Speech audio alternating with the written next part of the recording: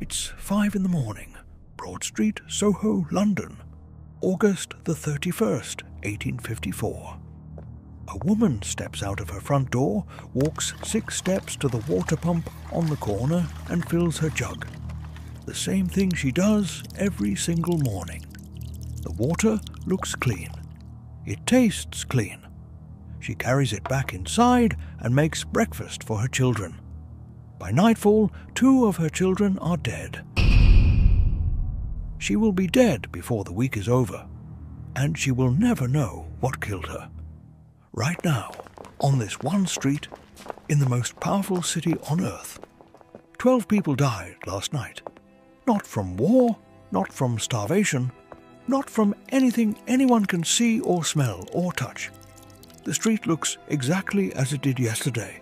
The pump is still running. People are still using it. The killer is still here, invisible, odorless, completely undetectable.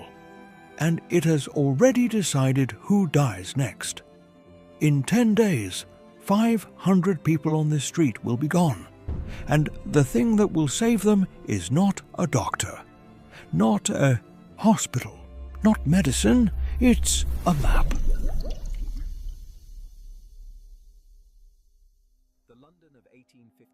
Stay on this street for a moment. Don't look at the pump. Don't think about what just happened. Just look at London. It is the summer of 1854, and this city is at the absolute peak of its power. The British Empire stretches across a quarter of the globe. The railway connects city to city. The telegraph connects continent to continent. 3 years ago, 6 million people poured into Hyde Park for the Great Exhibition. The greatest celebration of human progress the world had ever seen. Steam engines, mechanical looms, crystal glass and iron architecture. Britain stood in that glass palace and told the world, "We have solved it. We have figured out how civilization works." 2.5 million people live in this city right now, the largest urban population on Earth, and they are proud of it. Now walk with me, away from Hyde Park, away from the exhibition halls and the gaslit boulevards of Mayfair. Walk east, walk into Soho. The streets narrow. The light disappears. Smell hits you before you've turned the corner. Coal smoke, horse manure, something fouler underneath it all that you cannot quite identify and do not want to. These streets haven't been redesigned since the medieval period. They were built for a city of 50,000 people. Right now, they're holding 500,000. Look up at the buildings on either side of you. 4, 5, 6 stories high, each floor jutting further out than the one below, the rooftops almost touching above your head. Sunlight reaches the street for perhaps 2 hours a day. The rest of the time, these alleys exist in permanent grey shadow. Now, look down. Running down the centre of the street, open to the air, is the sewer. Not underground, not enclosed, open. Carrying everything this neighbourhood produces, everything it discards, everything it cannot keep, in a slow, dark river along the cobblestones. On hot days in August, the smell rises from it like heat from a fire. You breathe it in because you have no choice. 40,000 people per square mile in this neighbourhood.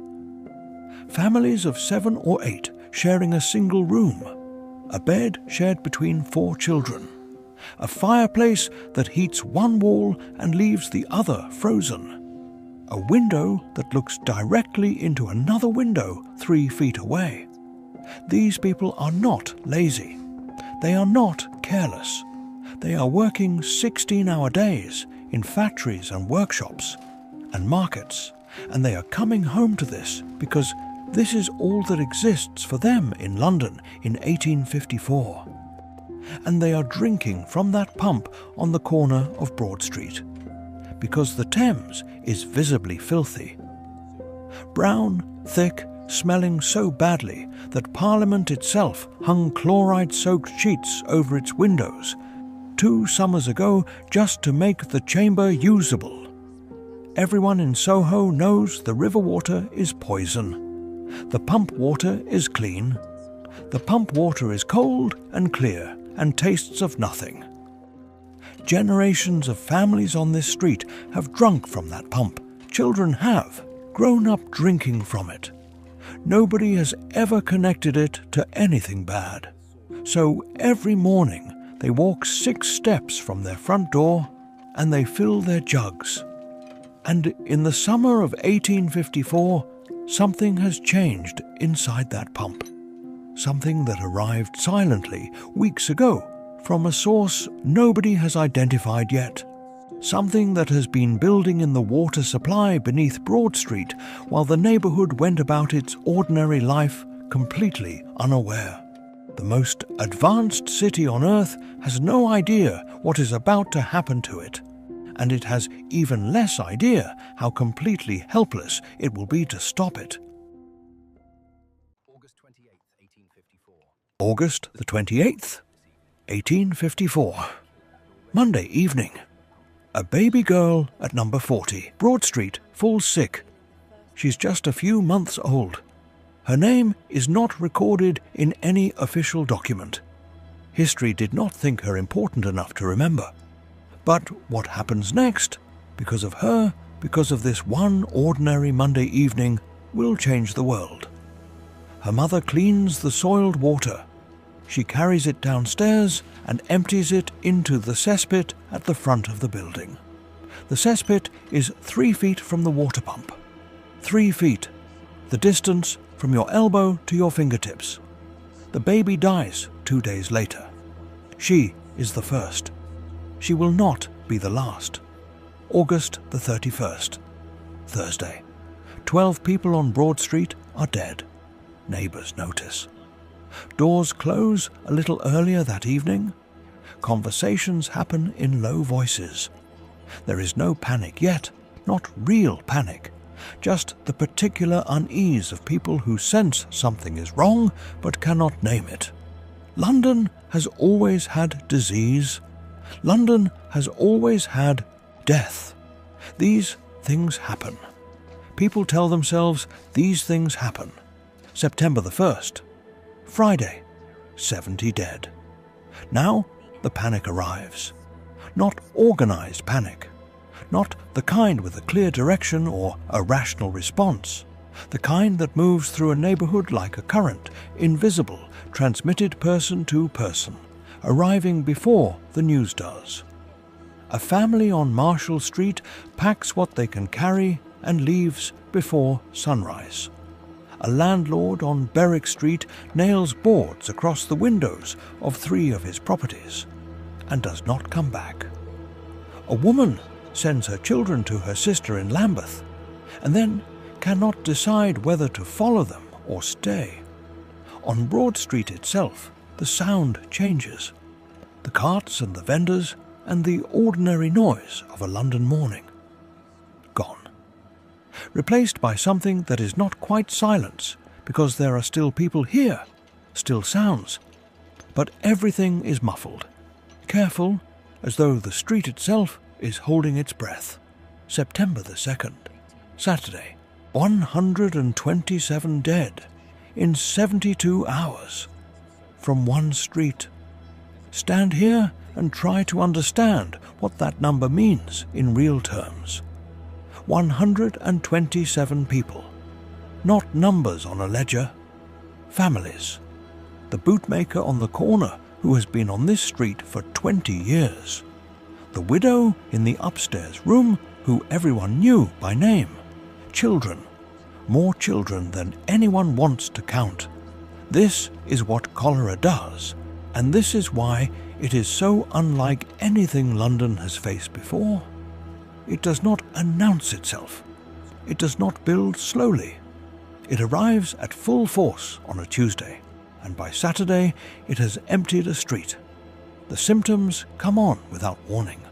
First, a heaviness in the stomach, then cramps, severe, violent, doubling people over where they stand, then vomiting, then the loss of fluid so rapid and so total that doctors who see it for the first time cannot believe a human body is capable of losing so much so fast.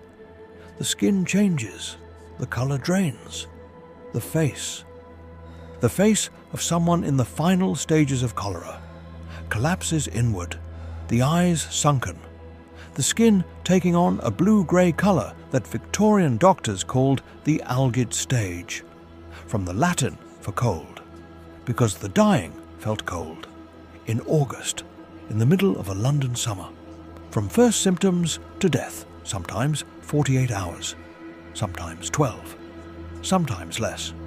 A man walks to the market in the morning. By afternoon, he cannot stand. By midnight, his family is making arrangements. And his family, who nursed him, who held him, who cleaned up after him, used the pump this morning. September the 3rd, Sunday. The street is half empty. Those who can leave, leave. Those who cannot, the sick, the old, the desperately poor, with nowhere to go, stay.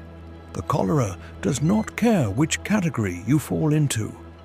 On the corner, the water pump is still running. Nobody has touched it. Nobody has closed it. Nobody in any position of authority has connected it to what is happening on this street.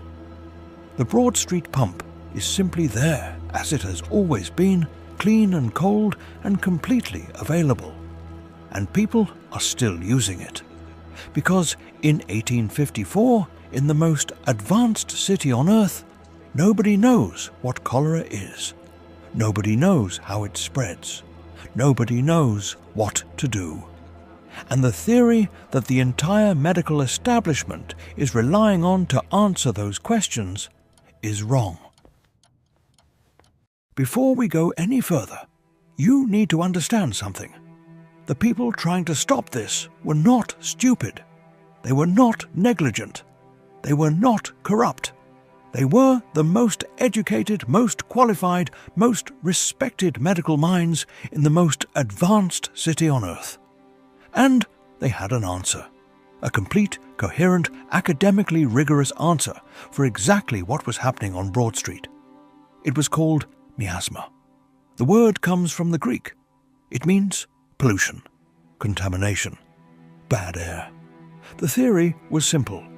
Disease rose from rotting organic matter as an invisible poisonous vapor. It drifted through the streets at ground level. It entered the body through the lungs.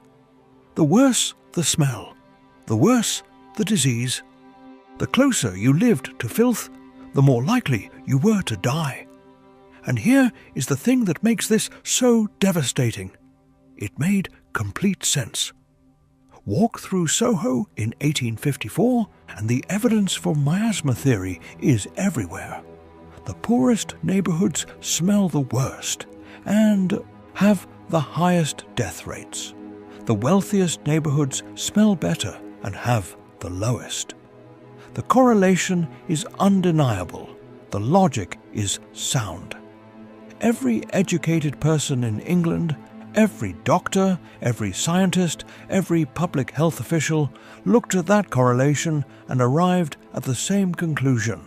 Bad air kills. Even the man who championed public health reform in Victorian England, Edwin Chadwick, the architect of the first sanitary legislation, was a committed miasmatist. His entire reform programme was built around it. Remove the smell, remove the disease. His great achievement, forcing London to pump its sewage away from the city, was motivated entirely by the belief that the smell was the problem. He was doing the right thing for the completely wrong reason. And in the summer of 1854, as cholera tears through Broad Street, the medical establishment responds exactly as miasma theory demands. Burn aromatic herbs in the sick rooms. Open the windows. Move patients away from the ground floor. Improve the ventilation. Clear the refuse from the streets. every intervention is logical. Every intervention is wrong. But here is the part that nobody talks about. The part that should make your blood run cold. Some of those interventions were making things worse. Opening the windows of a cholera sick room meant the patient, already losing fluid at a catastrophic rate, was now exposed to cold air that accelerated the process. Moving patients to higher floors meant more handling, more contact, more transmission. Burning herbs did nothing except give doctors and families the feeling that they were doing something. That feeling, that dangerous, reassuring feeling of action, stopped them looking for the real answer. The invisible killer had a second layer of protection that nobody had designed and nobody recognized. The people trying to stop it were pointing in the wrong direction. And they were completely certain they were right. Now step back and look at what this means for the people of Broad Street. They are surrounded by death they cannot explain. They are being advised by the most qualified doctors in England. They are following that advice exactly. They are burning herbs and opening windows and moving their sick to the upper rooms. And every morning they walk 6 steps to the pump on the corner and fill their jugs. Because nobody, not one single person in authority, has told them not to, even suspects that they should. The answer is 3 feet away from where they stand every morning. And it is completely, utterly invisible. But on the morning of September the 1st, a man picks up his coat and his notebook. He has been suspicious for years. He's about to walk onto Broad Street and start knocking on doors. And the question he's going to ask is the one question nobody else has thought to ask. Not, what are you breathing? But, where does your water come from? His name is John Snow.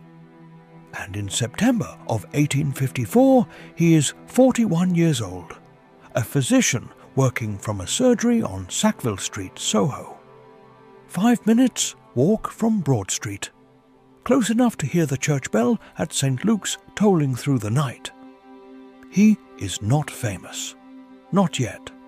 He is respected.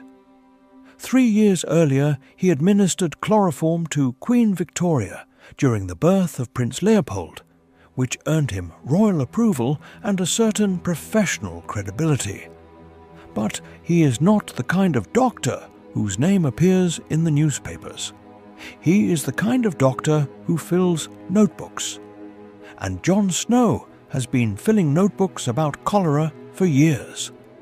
Since the last major outbreak in 1848, which killed 50,000 people across Britain, Snow has been quietly, methodically building a case against miasma theory. Not from instinct, not from ideology, from evidence. He has tracked outbreaks across London, documented who got sick and who didn't, mapped the geography of infection against the geography of water supply, and patterns keep emerging that miasma cannot explain. Workers in the most foul-smelling industries in London, bone boilers, fat renderers, tallow melters, men who spent their entire working lives surrounded by the worst organic stench imaginable, sometimes had lower cholera rates than their neighbours in cleaner streets. Bad air caused cholera. These men should have been dying first. They weren't. People on the upper floors of buildings, breathing the same air as everyone below, but drawing their water from different sources, sometimes escaped outbreaks that devastated the floors beneath them. Same air, different water, different outcome. Snow had published his theory in 1849, a paper arguing that cholera was transmitted through contaminated water, not air. The medical establishment read it politely, acknowledged it professionally, and set it aside. The evidence was interesting, the conclusion was unacceptable. Because if Snow was right, if water and not air was the vector, then the entire framework of Victorian public health was built on a false premise. The sanitary reforms, the ventilation campaigns, the decades of accumulated medical consensus, all of it pointed in the wrong direction. That was not a conclusion the establishment was willing to reach. So, on the morning of September the 1st, 1854, John Snow is not the man the Board of Guardians calls. He is not the man the newspapers quote. He is the man sitting in his surgery on Frith Street, reading the casualty reports from Broad Street, and feeling something harden in his chest that has been building for 5 years. He picks up his notebook, he puts on his coat, and he walks to Broad Street. He does not go as an official.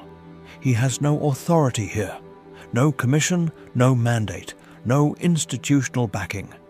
He goes as a private physician following a private conviction. He goes because he cannot not go. He starts knocking on doors. Every house on Broad Street and the surrounding streets. Every family that will answer.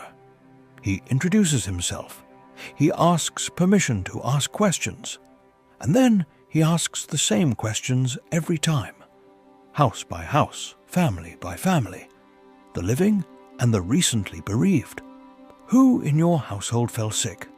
Who has died? How long have you lived on this street? Where do you get your water? Which pump do you use? People answer him. Some are too frightened not to. Some are grateful that anyone official-looking has come to their door. Some are suspicious. Some are grieving so recently and so completely that they answer on instinct, barely aware of what they are saying. Snow writes everything down. Every evening he returns to his surgery. And on a map of the neighbourhood, hand-drawn, the streets of Soho, rendered in careful ink, he places a mark for every death. Not a single mark, a stacked mark. Each death in a household represented by a short line, the lines stacking on top of each other, building into columns above each address. Day 1. The marks are scattered. The picture is unclear. Day 2. The marks are denser. Something is beginning to form. Day 3. Snow sits back and looks at his map. The marks are not random. They are not following the direction of the wind. They are not clustering near the sewers or the low-lying ground where miasma theory would predict. They are clustering around a single point, pulling toward it from every direction. From Broad Street and Cambridge Street and Poland Street and Berwick Street, from every approach, from every angle, the deaths are pointing at one location. The water pump. The corner of Broad Street and Cambridge Street. The pump that this entire neighbourhood has trusted for generations. Snow stares at the map for a long time. He knows what he is looking at. He has suspected something like this for 5 years. But suspicion and evidence are different things. And what is on this map? These careful stacked marks, this unmistakable cluster, this geography of death pointing with absolute precision at a single iron pump. This is not suspicion anymore. He checks the exceptions, because a good scientist checks the exceptions. The workhouse on Poland Street, 70 inmates, barely 5 deaths. Why? He investigates. The workhouse has its own private well. Its residents almost never use the Broad Street pump. The brewery on Broad Street, more than 70 workers, 0 cholera deaths. Why? He investigates. The brewery provides its workers with beer. They almost never drink water from the street pump. And the brewery has its own deep well, drawing from a different source. 0 deaths. In a building on Broad Street. in the middle of the worst cholera outbreak the street has ever seen, because they didn't use the pump. Snow closes his notebook. The map is complete. The exceptions confirm the rule rather than contradict it. The source evidence is as complete as he can make it with what he has. He knows with the particular certainty of a man who has spent 5 years building toward a single conclusion that the Broad Street pump is the source of this outbreak. He knows something else too. The people he needs to convince are the people who are most professionally invested in him being wrong. He picks up his coat and walks to the Board of Guardians. Walk the street, Broad Street, September the 5th, 10 in the morning. Silent. The baker's door. Open. A tray of bread on the counter.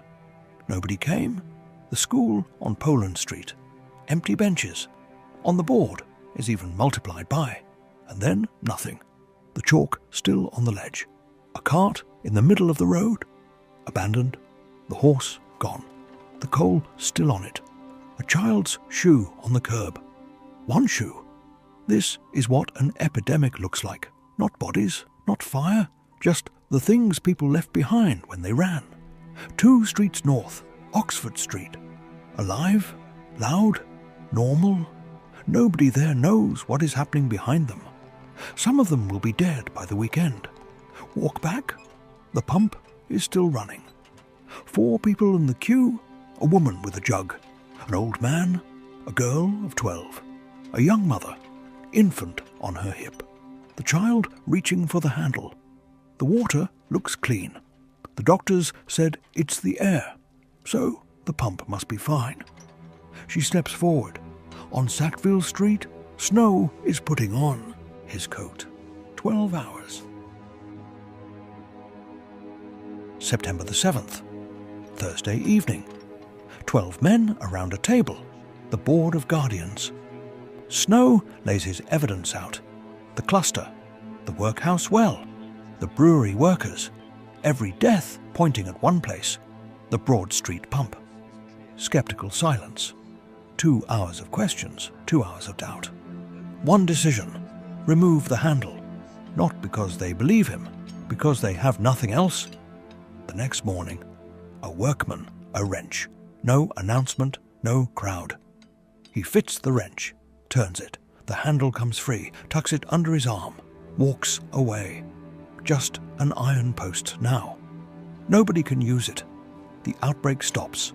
The board reinstates the handle within weeks. Snow receives no recognition.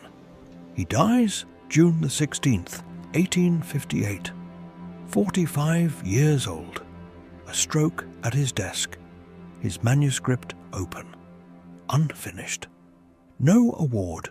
No acknowledgement. He was right about everything. The world would take another generation to admit it. Here is what one street gave the world, not immediately, but inevitably.